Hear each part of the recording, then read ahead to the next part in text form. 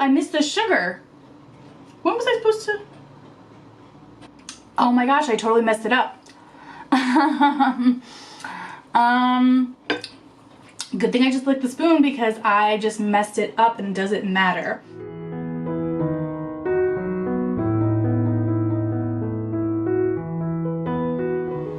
Hi, my name's Ketavon and I'm going to be doing the Booktube Paris tag today. This was originally created by Jim over at Jim's Books, Reading and Stuff. And since I live in Paris, I thought it'd be fun to do this tag. I wouldn't call myself a Francophile exactly.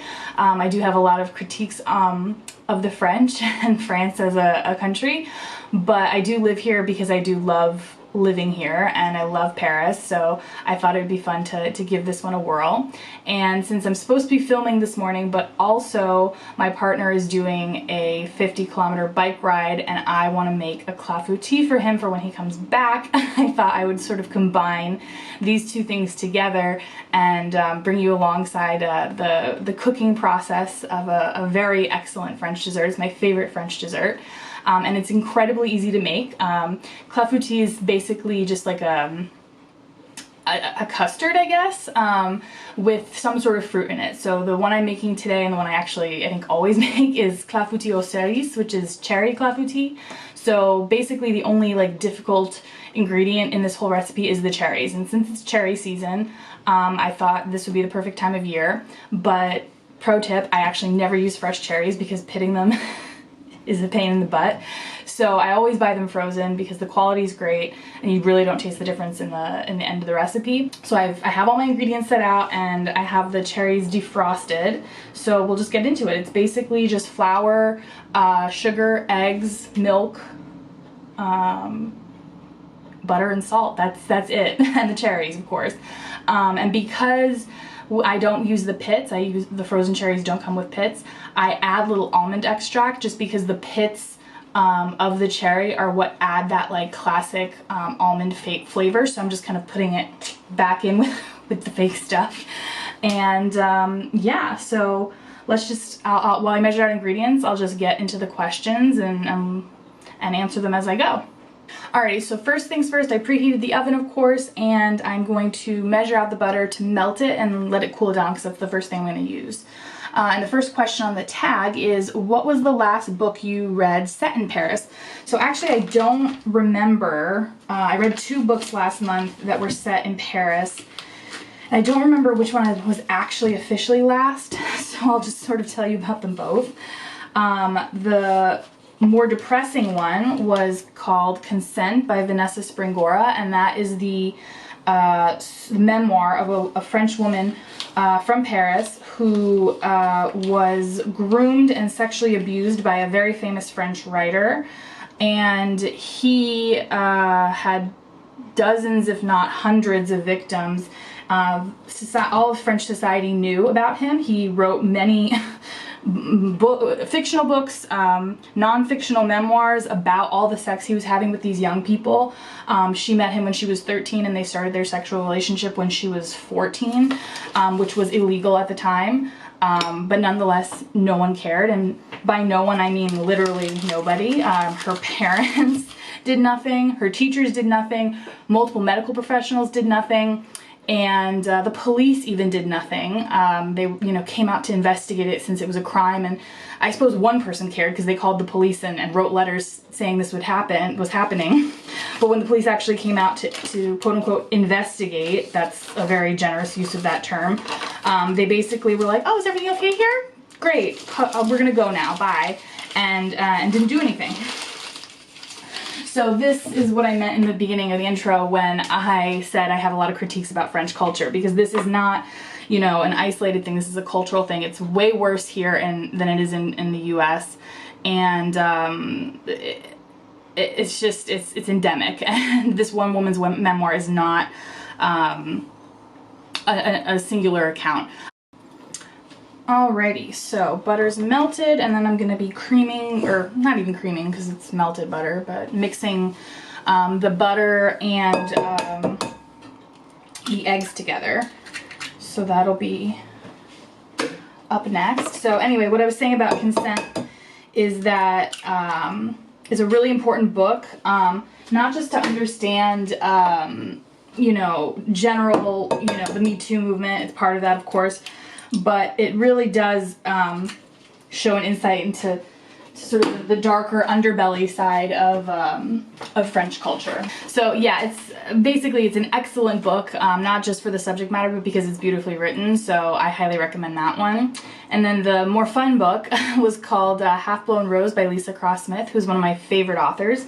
And she's American. She's not French at all, but she wrote a story about an American woman who sort of runs away to Paris after her husband does a terrible, terrible thing to her, and she leaves him, and then she comes here. She's 44. She starts up a relationship with a 24-year-old, and she thinks, reflects, you know, does the typical American in Paris experience of, you know, a lot of flaneur, a lot of reflection, a lot of figuring out who you are, and it's also like very, very well written. Her writing is super atmospheric, so you definitely get the sense that you're in Paris, and she gets most of it right.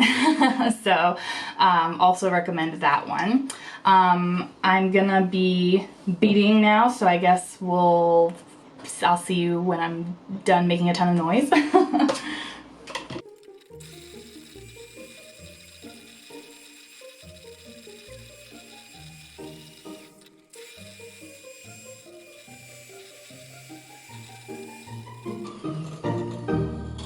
Okay. Alrighty, so I'm going to measure out the flour and salt and then get into the second question, which is, what words can't be translated into English? So for this question, I chose the word dépayser, which it literally just sort of means to like leave your country, but it's so much more than that.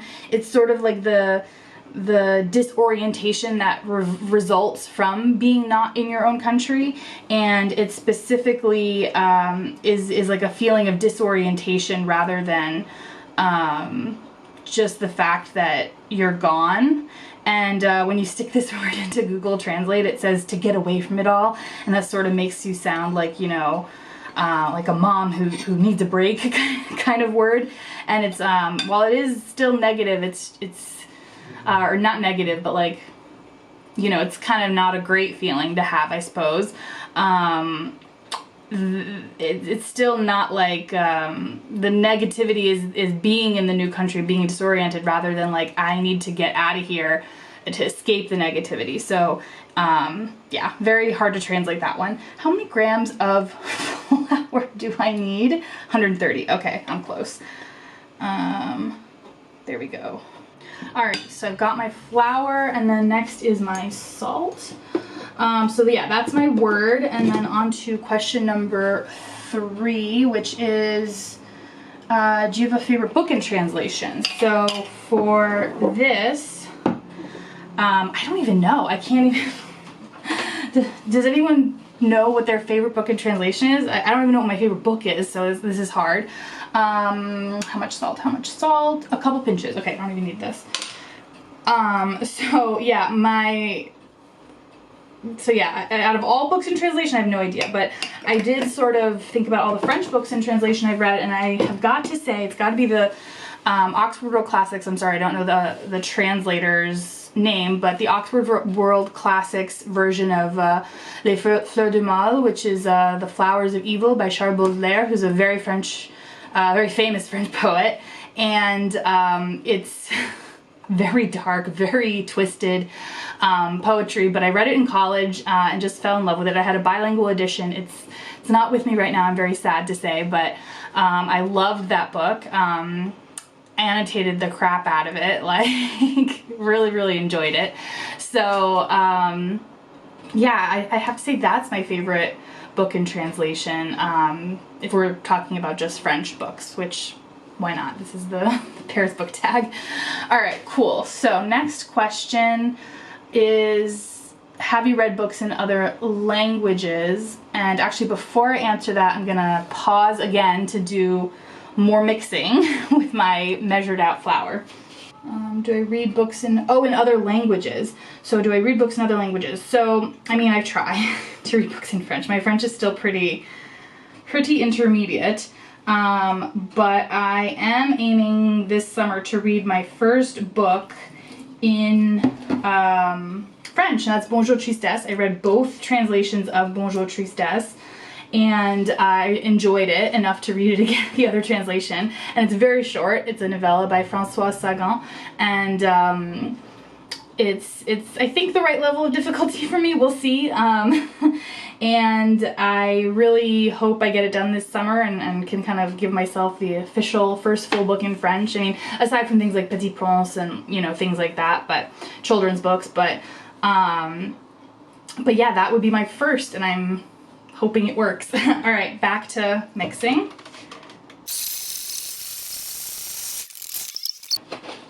All right, and then we add the almond extract, just half a teaspoon. That was a little extra. It smells so good.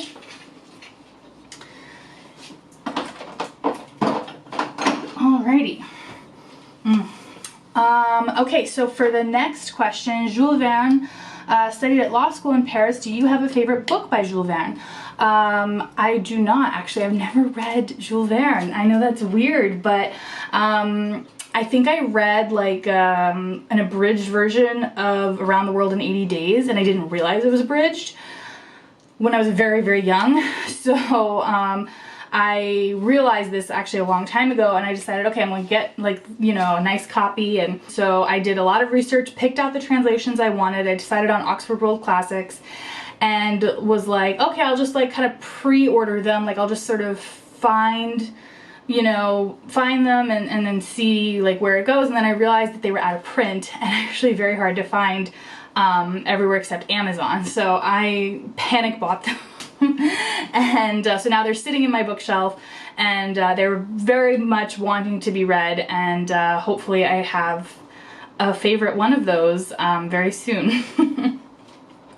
Let's see, I have all my wet ingredients together.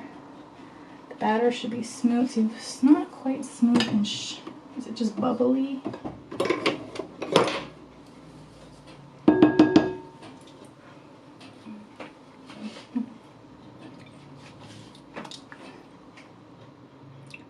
Oh, I missed the sugar. When was I supposed to? Oh my gosh, I totally messed it up. Good thing I just licked the spoon, because I just messed it up, and it doesn't matter how I messed it up. Supposed to do the eggs and sugar together, but I did the butter and eggs. Well, I guess this is gonna be an experiment, because I actually only have 1 egg left. I need 3 to remake it. So I'm gonna just add the sugar and see what happens. On verra, as the French say. This is what I get for trying to multitask while I'm cooking. All right, how much sugar? How much sugar? 100 grams. So while I'm fixing my mistake, I will go on to the next question. Oh, good, this is a fun question that I was looking forward to answering. Do you have a favorite movie set in Paris? Oops, here we go. I do, and it's Charade, starring Audrey Hepburn and Cary Grant, and I absolutely love it. I love this, I think, ever since high school, maybe, or maybe even earlier than that. My parents are big old movie buffs, so I saw a lot of old movies as a kid. So basically, it's about an American woman, Audrey Hepburn, living in, or is she, I don't know, is Audrey Hepburn supposed to be American in those movies? I don't know, but she doesn't sound American because she's Dutch, but whatever. So anyway, she's living in Paris because she's married to this older rich man, and she's relatively happy, I guess. Maybe not super happy, but content enough. And basically she goes on vacation and comes back and realizes that her husband has been murdered. And she finds out that he was basically, during World War II as a soldier, he stole like millions and millions of dollars, and someone's out to find the money, and they assumed he had it, and and he doesn't, or they didn't get it, and they basically, you know, I don't want to give too much of the plot away, but essentially she's like personally afraid for her life, but also it's hilarious and it's a romantic comedy. So it's really, really funny, and the scenes in Paris are actually really nice. Like you see a lot of old Paris, like she goes to Les Halles before Les Halles became like a gross shopping mall. And you see like the old-fashioned metros and fun things like that. I really loved it as a teenager, and I love watching it even today still. So favorite movie set in Paris.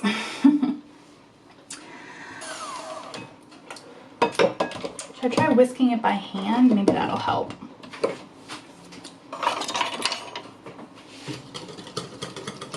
Oh yeah, this is the look we are going for. Yes. Here, let me move more into frame. This, I was a little worried before. I was like, it's not really the consistency we normally want. And we'll see if actually this works out in the end, but okay, so do I have everything in this bowl? Eggs, sugar, butter, flour, salt, milk, almond extract. You can't add brandy or rum, I just don't have any right now. And the cherries. Okay, so yeah, this is the look. This is definitely right.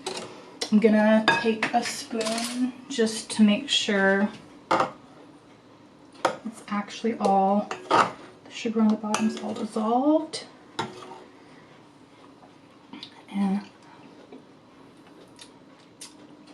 yes, that tastes like clafoutis batter. Okay, cool. So can I show this to you? I don't know. Maybe not. Maybe it's too dangerous. But it's like this very liquid, it almost looks like pancake batter, but it's very glossy. Probably because of all the butter. So all I have left to do is put everything together. So I'll butter the dish and put it and assemble while I finish answering the questions. Alrighty. Okay, so first things first, it needs to be buttered heavily along the sides. And I will answer the next question, which is, oh, do you have a favorite French car? No, I don't. I don't even own a car. The last car I owned was in like 2015. And it was like, I believe, a 2007 Buick. So no, I don't, I'm not a car person. Next question. Have you been to Paris? When was the last time you visited? Okay, so since I don't visit Paris, and actually I think I've never visited Paris with the exception of one stopover where I was moving back and had to stay in a hotel for I think 3 nights as I was dropping stuff off into a storage unit. And that was the only time I've ever even been in a hotel in Paris in my whole life. So the first time I came was when I was 16 years old, and my father's colleague invited me for the summer for a visit, and he had a son around my age. He was much older than me, like 4 or 5 years older. But he was sort of like, yeah, my son will just like hang out with you. You can stay in our guest room. And I was like, okay, cool. I don't know.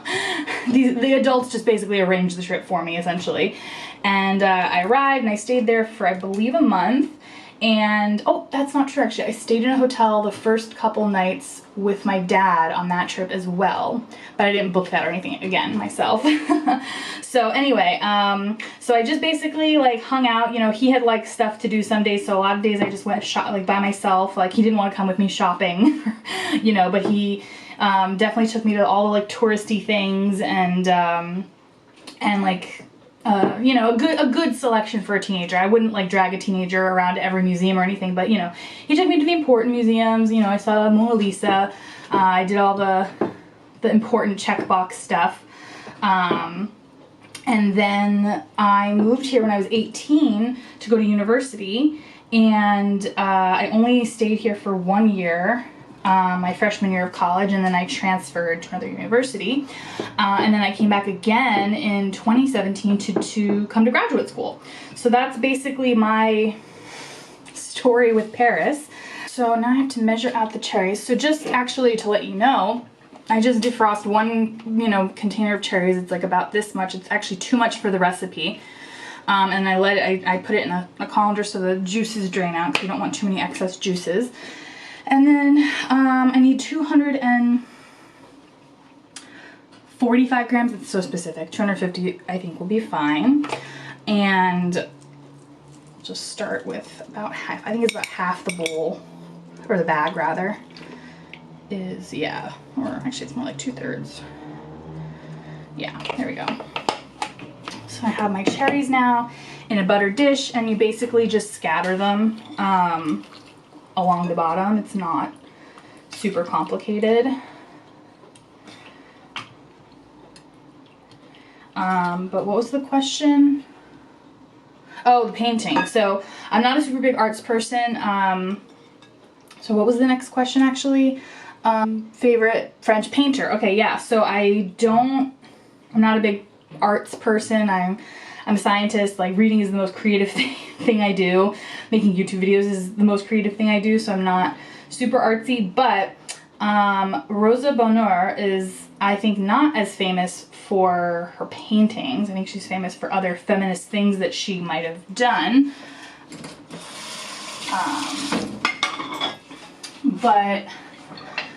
But she was a painter, and she was most famous for wearing men's clothes, but she made lots of paintings of horses.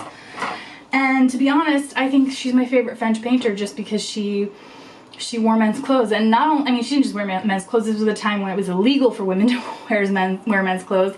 And so she applied for a permit. Women could apply for special permits in Paris to wear men's clothes if there was like a need, if they were like doing manual labor. Then they could get a pass from the prefecture, the police, and then they could wear clothes without getting in trouble from the police. So she did not, I think, have a legitimate need for men's clothes. She just wanted to wear them, and which of course is legitimate. But she somehow managed to snag that pass and wore men's clothes all the time, and so for that reason she's my favorite French painter. I think her paintings are okay too. I mean, I don't like horses that much either, but they're nice. They're nice. And the last question, do you have a favorite French writer? And I'll answer that while I'm pouring in. Well, actually, should I show you? No, because it wouldn't. Maybe I'll take a picture with my phone, and then I'll just show you, like, I'll put it in, just what kind of it should look like. And it'll move a little bit as you pour the batter in, but that's okay. So my favorite French writer, I definitely don't have a favorite French writer, but like I mentioned before, I have been reading a lot of Sagan. So Françoise Sagan is, I do really enjoy her work. And would definitely read more by her. And like I said, I want her book to be the first French book I read in French. So I don't know if she's my favorite French writer because I don't think I've read enough of them to be sure. But so far, I think that's a pretty good endorsement. So yeah, my cherries kind of moved around a little bit. So I'm just going to kind of rescatter them and basically pop this in the oven.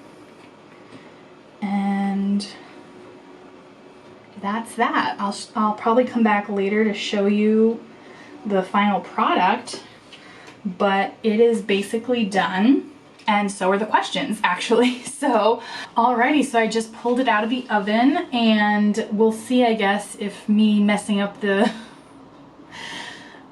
order of ingredients actually matters in the final product. So this is what it looks like. It just kind of looks like a spotted pie, I guess. It's been cooling. It's important to cool it down so that it's like a real slice when you get it. So let's just start cutting. Okay, so looks like that.